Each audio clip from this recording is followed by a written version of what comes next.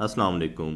Okay जी, तो अब हम सीरीज़ ऑफ नोज़ लेक्चर्स शुरू करते हैं जिसमें काफ़ी ज़्यादा इंपॉर्टेंट टॉपिक्स आएंगे एग्ज़ाम के पॉइंट ऑफ व्यू से भी और हमारे क्लिनिकली पॉइंट ऑफ व्यू से भी। तो इस वजह से आपने एनाटॉमी ऑफ नोज़ को अच्छे तरीके से करना है ताकि आप इसकी पैथोलॉजीज़ को ईजिली मास्टर कर पाओ।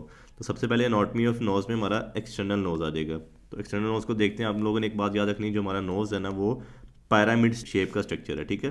पैरामिड ऐसे बन रही होगी, ठीक है। उसके अलावा हम देख लेते हैं कि जो एक्सटर्नल नोज में कुछ स्ट्रक्चर्स हैं उनके लिए हम टर्म्स यूज़ करते हैं। जैसे जो हमारे नोज का गिराव है ना, जैसे ऐसे गिर रहा होता है नोज साइडों से, आप लोगों को पता होगा, उसको हम कह देते हैं टीयर ट्रफ, ठीक है। और उसके अलावा जो हमारे साइडों पे ये दोनों साइडें बन रही होती है ना, ये वाली साइड और ये वाली साइड, इनको हम एल आर भी कह रहे होते हैं। एल आर आपको पता है ना, हम यूज़ करते हैं जैसे किसी परिंदे के पंख हों उनके लिए यूज़ करते हैं। तो जैसे उसके पंख बन रहे होते हैं, जैसे कि ये परिंदा है, ठीक है, साइडों पे उसके पंख बन रहे होते हैं, ऐसे ही हमारे नोज़ के भी साइडों पे पंख बन रहे होते हैं, इसलिए हम एल आर वर्ड भी यूज़ कर रहे होते हैं। फिर उसके बाद जो हमारी नोज़ की ग्रीज आ जाएगी। यहाँ पे आपको पता है ग्रीज होती है, एक लाइन होती है, उसको हम कहते हैं सुप्रा एल आर ग्रीज। एल आर फिर वर्ड यूज़ कर रहे हैं क्योंकि हमने आगे जाके कार्टिलेजेस पढ़ने हैं, उनमें भी एल आर वर्ड यूज़ किया गया है। तो जो ऊपर वाली ग्रीज पाई जा रही है उसको हम कह रहे हैं सुप्रा एल आर ग्रीज, ठीक है। उसके बाद दो डूम्स पाए जाएंगे जो कि हमारी टिप बना रहे होंगे नोज़ को, उनको हम कहेंगे डूम्स, ठीक है। उसके अलावा नोस्ट्रिल्स आ जाएंगे जो हमारे नाक के सुराख हैं। और फिर हमारा आ जाएगा फिल्ट्रम, जो कि दो लाइनें पाई जाती है। आपको पता है ना, लिप्स नीचे होते हैं, उन दरमियान में दो लाइनें पाई जाती हैं, लाइन के दरमियान में डिप्रेशन होता है। तो जो दो लाइन्स हैं उनको हम फिल्ट्रम कह रहे होंगे। उसके बाद जो हमारा मेन माथे का पॉइंट है उसको हम कह रहे होंगे ग्लैबेला, जहाँ से हमारा नोज़ शुरू हो रहा होगा। फिर जहाँ पे एक डिप्रेशन देखने को मिलेगा, जहाँ पे एक यू शेप स्ट्रक्चर देखने को मिलेगा, उसको हम कहेंगे नेजन है।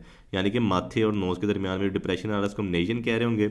उसके बाद जो सारी की सारी जो ब्रिज है, जो स्ट्रेट लाइन है हमारी नोज़ की, उसको हम कह रहे होते हैं नेज़ल ब्रिज, ठीक है। उसके बाद हमारी सुप्रा टिप ब्रेक आ जाएगी, यानी कि जहाँ से हमारा जो नोज़ की टिप है ना शुरू हो रही है, उसको हम कहेंगे सुप्रा टिप ब्रेक। यहाँ से नोज़ शुरू होगी हुई है, जो टिप शुरू हो चुकी हुई है, फिर ठीक है, टिप फिर यहाँ पे आके खत्म होगी, इसको हम कहेंगे इंफ्रा टिप ब्रेक, ठीक है। उसके बाद हमारा नेजोलिबियल एंगल आ जाएगा, यानी कि जहाँ से हमारे लिप्स शुरू हो रहे हैं और नोज़ खत्म हो रही है, उस एंगल को हम कह रहे होंगे नेजोलिबियल एंगल। फिर मैंने आपको बताया जो हमारा नोज़ है वो पिरामिड शेप का स्ट्रक्चर है। फिर टिप डिफाइनिंग पॉइंट मैं आपको बता चुका हूँ, दो टिप डिफाइनिंग पॉइंट होते हैं, इसको हम डूम्स भी कह रहे थे ऊपर, ठीक है।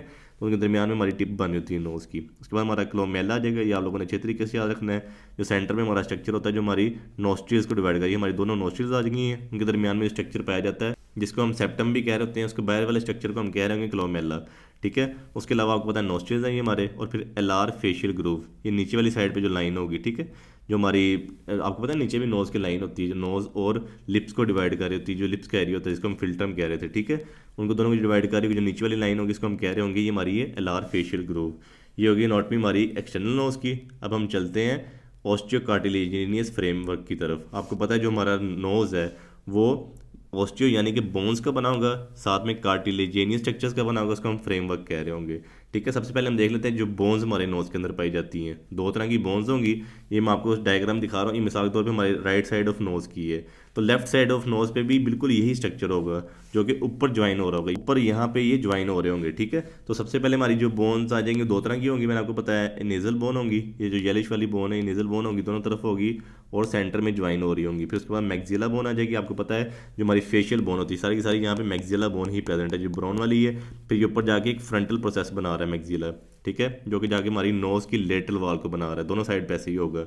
फिर हमारे चार तरह के कार्टिलेजेस आ जाएंगे जो कि बहुत ज़्यादा इंपॉर्टेंट है। सबसे पहले हमारा कार्टिलेज होगा सेप्टल कार्टिलेज, यानी कि हमारे सेप्टम को बना रहा है, जो हमारी आपको बताया ना नोस्ट्रिल, जो दो सुराख है नाक के, उन दोनों के दरमियान में एक सेप्टम पाया जा रहा है, ठीक है। उसको हम कहेंगे सेप्टल कार्टिलेज है। ये सेप्टल कार्टिलेज ऊपर ब्लूइश वाला सेप्टल कार्टिलेज आएगा दोनों साइडों पे, ये दोनों साइडों पे आपस में ज्वाइन हो रहे होंगे। और यही कार्टिलेज है जो हमारे नोज़ का डोर्सम बना रहा था। डोर्सम यानी कि मैं आपको बताया ना हमारे नोज़ का ब्रिज होता है ऊपर वाला, ये सारी की सारी लाइन हमारी ब्रिज है, ठीक है। इसको हम डोर्सम भी कह रहे होते हैं। तो ये नोज़ के डोर्सम को यही सेप्टल कार्टिलेज बना रहा होता है। अगर सेप्टल कार्टिलेज टूट जाए या फिर इसका कोई एब्सेस वगैरह बन जाए या फिर इस कार्टिलेज को हम रिमूव कर दें किसी सर्जरी में, तो जो हमारी नोज़ की टिप बन रही है ना, टिप डिप्रेस हो जाएगी। तो मेन कार्टिलेज कौन सा है? सेप्टल कार्टिलेज, जो हमारी टिप को बना रहा होता है, आप लोगों ने हमेशा याद रखना है। उसके बाद हमारा इंपॉर्टेंट कार्टिलेज आ जाएगा जिसको हम लेटरल कार्टिलेज भी कह रहे होते हैं और अपर लेटरल कार्टिलेज भी कह रहे होते हैं, जो ग्रीनिश वाला आपको नजर आ रहा है, ठीक है। तो आपको फिर पता चल रहा है कि जो इसकी बाउंड्रीज हैं, ऊपर आप लोगों को नजर आ रहा है कि ज्वाइन हो रहा है सेप्टल कार्टिलेज के साथ, ठीक है। फिर यहाँ पे बोन के साथ ज्वाइन हो रहा है, यहाँ पे हमारा मैक्सिला के साथ ज्वाइन हो रहा है, ठीक है। फिर एक बात आपने जो याद रखनी है, मैंने आपको क्यों बाउंड्रीज का बताया, क्योंकि जो इसका लोअर बाउंड्री है ना ये वाली, ठीक है, ये अंदर की तरफ फोल्ड बना रही होती है, अंदर तरफ फोल्ड करके लाइमन वेस्टिबुलाई बना रही होती है, लाइमन नेजाई बना रही होती है। ये क्या है ये मैं आपको आगे जाके पढ़ाऊंगा जब इंटरनल नोज की एनाटॉमी पढ़ेंगे। तो बस आप लोगों ने यहाँ पे ये याद रख लेना है कि जो लेटरल कार्टिलेज है, इसको हम अपर लेटरल कार्टिलेज कह रहे हैं, जो उसका लोअर बॉर्डर है ये अंदर की तरफ मुड़ के अंदर वाले नोज की एनाटॉमी का एक स्ट्रक्चर बना रहा होगा, जिसको हम लाइमन वेस्टिबुलाई कहेंगे, लाइमन नेजाई कहेंगे। ये मैं आपको आगे जाके पढ़ाऊंगा, ठीक है। उसके बाद हमारा मेजर आ जाएगा अलार कार्टिलेज, जिसको हम लेसर लेटरल कार्टिलेज भी कह रहे होते हैं। इसको हम अपर लेटरल कार्टिलेज कह रहे थे, इसको हम लेसर लेटरल कार्टिलेज भी कह रहे होंगे। ये एक यू शेप कार्टिलेज होता है, यानी कि इस तरह का यू शेप कार्टिलेज होगा, ठीक है। उल्टा यू कर लो आप लोग, ठीक है। इसके दो तरह के क्रस्ट होंगे, एक लेटरल क्रस्ट होगा, एक मिडिल क्रस्ट होगा। जो मिडिल क्रस्ट होगा वो हमारा सेप्टम बना रहा होगा, यानी कि ये हमारा सारा का सारा कार्टिलेज है, ठीक है। ये इस तरह जा रहा है, यू शेप है, ये अंदर की तरफ भी जाएगा। ये अंदर वाला जो हमारा सेंटर में क्लोमेला बन रहा है या फिर हमारा सेप्टम बन रहा है, ये वाला क्रस्ट जो मिडिल क्रस्ट है वो बना रहा होगा। जो लेटरल क्रस्ट है वो हमारी लेटरल वॉल ऑफ नोज को बना रहा होगा। उसके बाद नेक्स्ट कार्टिलेज आ जाएगा माइनर अलार कार्टिलेज, जिसको हम लेसर अलार कार्टिलेज भी कह रहे होंगे या फिर सिसामॉइड कार्टिलेज भी कह रहे होंगे। ये कार्टिलेज 2 इन नंबर होते हैं या ज़्यादा भी हो सकते हैं, 3 कार्टिलेज भी हो सकते हैं, 4 कार्टिलेज भी हो सकते हैं। जैसे आपको ये पीसीज नज़र आ रहे होंगे नीचे, ठीक है। ये हमारे अलार कार्टिलेज हैं, जिसको हम माइनर अलार कार्टिलेज भी कह रहे हैं या फिर सिसामॉइड कार्टिलेज भी कह रहे हैं। और ये ज्वाइन हो रहे होते हैं जो बोन के साथ। कहा गया है कि ये ना पेरिकोन्ड्रियम और पेरियोस्टियम ज्वाइन हो रहा है। आपको पता है जो हमारा पेरियोस्टियम है वो कनेक्टिव टिश्यू है हमारे कार्टिलेज का, यानी कि इसका कनेक्टिव टिश्यू होगा, ठीक है। लेकिन जो हमारा पेरियोस्टियम है वो कार्टिलेज है बोन का, जो नीचे आपको बोन नजर आ रही है। तो ये दोनों जो कनेक्टिव टिश्यूज है ना बोन और कार्टिलेज के, ये आपस में ज्वाइन हो रहे हैं, जिसकी वजह से हमारा जहाँ पे जो कार्टिलेज है ना, जिसको हम माइनर अलार कार्टिलेज कह रहे हैं, वो यहाँ पे स्टिक हुआ होता है, ठीक है। फिर उसके बाद एट द एंड हमारा बचता है फिब्रोफैटी टिश्यू, जो कि हमारा मार्जिन बना रहा था नोस्ट्रिल का, ठीक है। ये हमारा सारा का सारा ब्राउनिश वाला फिब्रोफैटी टिश्यू आ गया। ये हो गया हमारा osteo cartilaginous framework of nose. उसके बाद हमारा आ जाएगा नेजल मस्कुलेचर, यानी कि बोन्स और कार्टिलेज के ऊपर मसल्स कौन से पाए जाएंगे। सबसे पहला हमारा इंपॉर्टेंट मसल आ जाएगा जिसको हम कहेंगे प्रोसीरस, ठीक है। प्रोसीरस हमारा माथे से लेके नीचे तक नोज पे आ रहा होगा, ठीक है। उसके बाद हमारा आ जाएगा मसल लिवेटर लेबाई सुपीरियर अलीक नेजाई मसल। इसमें आपको नजर आ रहा होगा लिवेटर का वर्ड यूज़ किया गया। लिवेटर का वर्ड हम यूज़ करते थे, आपको बताया था आईलिड के लिए यूज़ करते हैं। यहाँ से हमारा मसल शुरू हो रहा है, ठीक है। फिर लेबाई पे जा रहा है, यानी कि यहाँ पे हमारे लिप्स पे आ रहा होगा। उसके बाद हमारा नेजाई का वर्ड भी यूज़ किया गया, यानी कि हमारे नोज है उसके करीब से भी ये मसल गुजर रहा होगा, ठीक है। इसमें 3 तरह के फंक्शन करने होते हैं इस मसल ने, आईलिड पे भी जा रहा है, नोज पे भी जा रहा है और हमारे लिप्स पे भी जा रहा होता है। उसके बाद हमारा एलार नेजालिस मसल आ जाएगा, ठीक है, जो कि साइडों पे पाया जाता है। ये 2 तरह के मसल होते हैं, ठीक है। उसके बाद हमारा ट्रांसवर्स नेजालिस मसल आ जाएगा, जो ट्रांसवर्स इन शेप होगा, एलार वाला एलार पे पाया जाता है, यानी कि इसके नीचे जो एलार कार्टिलेज थे, ठीक है। आपको बता दिए 2 तरह के मसल हैं। उसके बाद हमारा डिप्रेसर सेप्टाई नेजाई आ जाएगा, जो कि नोज को नीचे की तरफ खींच रहा होता है। उसके बाद हमारा डायलेटर नेरिस मसल आ जाएगा, जो एंटीरियर भी होता है और पोस्टीरियर भी होता है, 2 तरह के मसल होते हैं। फिर उसके बाद कंप्रेसर नेरियम माइनर मसल आ जाएगा, ये लास्ट हमारा मसल था।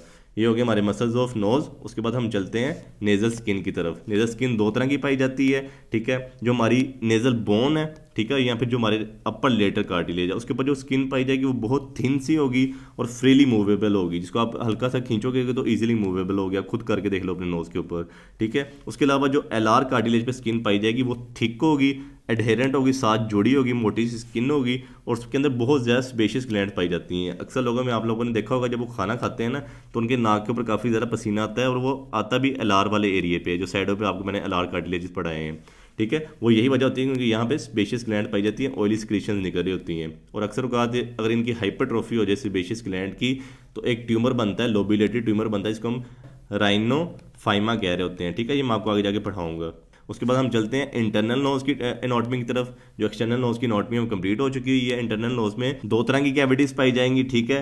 एक कैविटीज जो बाहर एक्सटर्नल इन्वायरमेंट को फेस कर रही होंगी, एक हमारे नेजोफेरिंक्स के अंदर होंगी। ये कम्युनिकेशन कैसे बन रहा होगा, जो बाहर वाली नोस्ट्रिल्स हैं जिसको हम बाहर वाले सुराख कह रहे थे, जो हमारे एक्सटर्नल इन्वायरमेंट को फेस कर रहे होते हैं। फिर 2 सुराख हमारे पीछे पाए जाएंगे नेजोफेरिंक्स के अंदर, जिनको हम पोस्टीरियर नेजल अपर्चर भी कह रहे होते हैं या पोस्टीरियर क्वाना भी कह रहे होते हैं, ठीक है। ये कम्युनिकेशन किसके दरमियान बता रहा हूँ मैं आपको, जो हमारे बाहर वाले नोस्ट्रिल्स हैं, जो बाहर वाले सुराख हैं और जो अंदर वाले सुराख हैं, इनके दरमियान में मैंने आपको कम्युनिकेशन बता दी है ड्यू टू 2 नेजल कैविटीज़, ठीक है। उसके बाद हम लाइनिंग देख लेते हैं कि जो हमारी नोज की इंटरनल नोज की लाइनिंग है वो किस तरह हो जाएगी। जैसे मैंने आपको बताया एक्सटर्नल नोज की लाइनिंग क्या थी, जिसको हम नेजल स्किन कह रहे थे, ठीक है। इंटरनल नोज की लाइनिंग क्या होगी, इंटरनल नोज की लाइनिंग 2 तरह की होगी। एक स्किन लाइन पोर्शन होगा जिसको हम वेस्टिब्यूल कह रहे होंगे, एक म्यूकोजा लाइन पोर्शन होगा जिसको हम नेजल कैविटी प्रॉपर कह रहे होंगे। अब स्किन लाइन पोर्शन देख लेते हैं, जिसको हम वेस्टिब्यूल कह रहे हैं। ये ग्रीनिश वाला एरिया नजर आ रहा होगा जिसमें आपको हेयर्स भी नज़र आ रहे हैं, ठीक है, इसको हम वेस्टिब्यूल कह रहे होंगे।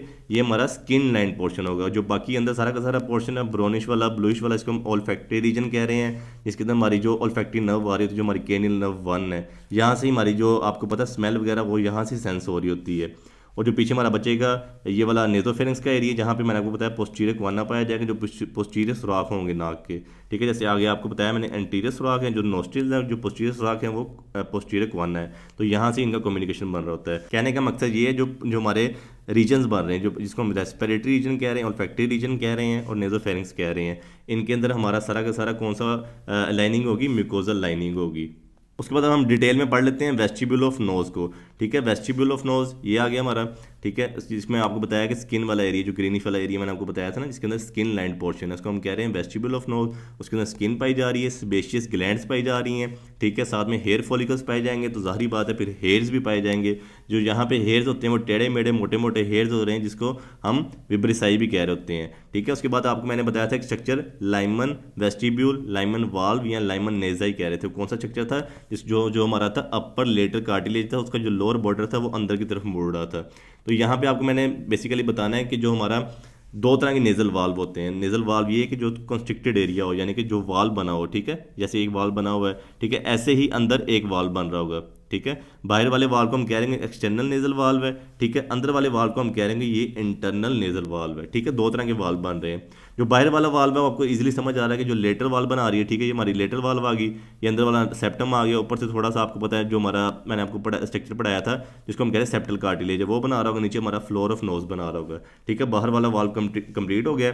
अब अंदर वाला वाल्व बचा है। अंदर वाले वाल्व की ना जो लेटर वाल होगी ना, वो लेटर कार्टिलेज बना रहा होगा। मैंने आपको बताया ना अपर लेटर कार्टिलेज था, उसका जो लोअर बॉर्डर था, ये लोअर बॉर्डर है ना, ठीक है, लोअर बॉर्डर अंदर की तरफ गया होगा नोज में, अंदर जाके इंटरनल नोज का स्ट्रक्चर बना रहा होगा। इंटरनल नोज का स्ट्रक्चर कौन सा बना रहा है, इंटरनल वाल्व ऑफ नोज का बना रहा है, ठीक है। ये स्ट्रक्चर आ गया, ये कार्टिलेज अंदर की तरफ आ गया हुआ है, ठीक है। फिर उसकी जो लेटर वाल में नीचे हमारा हेड ऑफ इंफीरियर टर्मिनेट पाया जाएगा।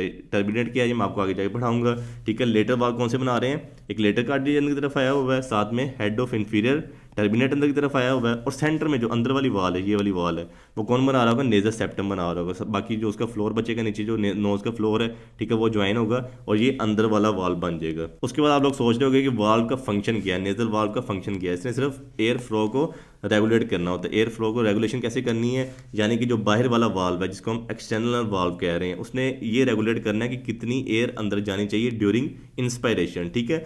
और जो इंटरनल वाल्व है, जो अंदर वाला वाल्व है, वो ये सोच रहा होगा कि जब हमने एक्सपायरेशन करनी है तो कितनी एयर बाहर जानी चाहिए। ये सिर्फ एक कंस्ट्रक्शन होती है, इन्होंने एयर फ्लो को कंट्रोल करना होता है। That's all for the anatomy of external nose and internal nose which included vestibule of nose. इंशाल्लाह नेक्स्ट वीडियो में हम पढ़ते हैं नेजल कैविटी प्रॉपर, जो कि बहुत ज़्यादा इंपॉर्टेंट है और थोड़ा मुश्किल भी है। इंशाल्लाह उसको हम अच्छे तरीके से कर लेंगे।